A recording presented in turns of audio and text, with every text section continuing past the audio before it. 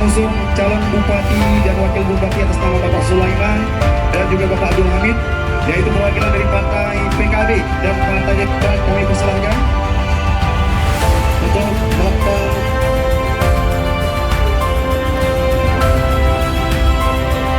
Baik, belum ya.